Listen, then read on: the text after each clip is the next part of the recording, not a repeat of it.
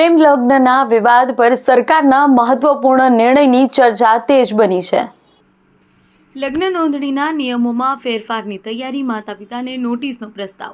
પ્રેમ લગ્ન અને ભાગીને થતા લગ્નના વધતા કિસ્સાઓને ધ્યાનમાં રાખી સરકાર દ્વારા લગ્ન નોંધણીના નિયમોમાં મહત્વપૂર્ણ ફેરફાર કરવાના વિચાર કરવામાં આવી રહ્યો છે। માહિતી મુજબ લગ્નની નોંધણી કરતા પહેલા યુવક યુવતીના માતા પિતાને નોટિસ મોકલવાનો પ્રસ્તાવ સરકાર સમક્ષ ચર્ચામાં છે।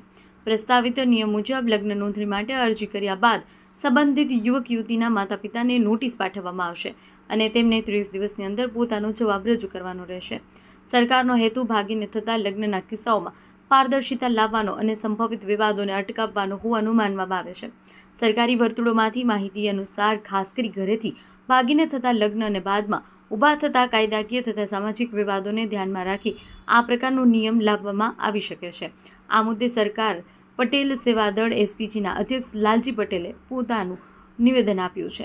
ચેતન પટેલ, મહેસાણા। જો છેલ્લા 5 વર્ષથી સર્વ સમાજની ટીમ સાથે એસપીજીની આગેવાનીની અંદર બહુ બધા મહાસંમેલનો કર્યા, ગામે ગામે મિટિંગ કરી અને દરેક જ્ઞાતિના મા બાપને જાગૃત કરવાનો એસપીજીએ પ્રયત્ન કર્યો।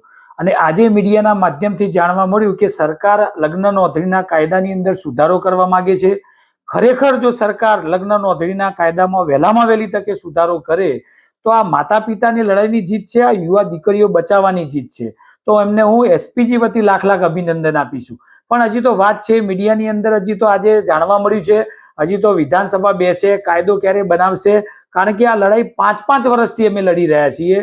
તો વહેલામાં વહેલી તકે સરકાર ખરેખર જે બોલી રહી છે એ પ્રમાણે જો કાયદો બદલે તો અમે એસપીજી વતી સમગ્ર ગુજરાતની તમામ ટીમો દ્વારા એનું સ્વાગત કરીશું આ કાયદાનું, અને સમગ્ર જિલ્લા આખા ગુજરાતની અંદર અમે ફટાકડા ફોડીને એને વધાવીશું। ખાસ કરીને દીકરીઓના માતા પિતા વધારે દુઃખી થવાના અહેવાલો સામે આવતા હોય છે।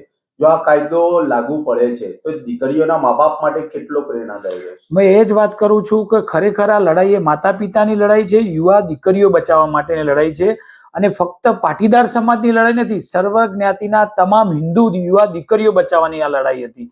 સરકાર મોડી જાગીને જો આ લડાઈ પૂરી કરે અને ખરેખર કાયદામાં સુધારો કરે તો ખરેખર માતા પિતાની જીત છે। અને અમે બધા જ એસપીજીના આગેવાનો સરકારશ્રીને અભિનંદન આપીએ છીએ, કારણ કે બહુ બધી રજૂઆતો હતી। આજે જે પણ ગામમાં જઈએ, જે પણ જગ્યાએ સંમેલન કરીએ તો માતા પિતા ઉઠીને અમને એ જ રજૂઆત કરે કે લાલજીભાઈ, બધી લડાઈઓ એસપીજી દ્વારા સફળ તમે કરી છે, પણ આ લડાઈ ક્યારે પૂરી કરશો?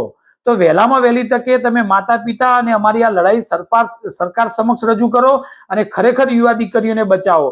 એટલે જો આ લડાઈની અંદર ક્યારે અમારી જીત થાય કે જ્યારે સરકાર લગ્ન નોંધણીના કાયદામાં વહેલામાં વહેલી તકે સુધારો લાવે તો ચોક્કસ આ માતા પિતા અને એસપીજીની આ જીત છે। ખાસ કરીને મુસ્લિમ સમર્થન પણ આપ લોકોને મળ્યું હતું, તો આ બાબતે મુસ્લિમ સમાજ તરફથી પણ તમને કેવું સમર્થન રહ્યું છે અને એ લોકોને પણ આ બાબતથી ફાયદો થવાનો છે દરેક ધર્મના લોકોને, તો એ બાબતે શું કહે? જો અસામાજિક તત્વો દરેક જ્ઞાતિ દરેક ધર્મમાં હોય છે, તો જે દીકરીઓને ફસાવીને લગ્ન કરે છે એ અસામાજિક તત્વો આ રીતે ફોસલાવી અને એમને કાયદાનો દુરુપયોગ કરીને લગ્ન કરતા હોય છે। એટલે આખા ગુજરાત ને ભારતમાં જે પણ લગ્નો થતા હોય છે એ લગ્નો મોટા ભાગે 18ની આજુબાજુની જે દીકરીઓ હોય છે એમને ફસાવી અને કાયદાનો દુરુપયોગ કરીને કરતા હોય છે। એટલે મુસ્લિમ હોય કે ચાહે હિન્દુ ધર્મના કોઈ પણ જ્ઞાતિના લોકો હોય, આ તમામનો સળગતો પ્રશ્ન હતો અને સરકાર પણ જાગી ગઈ।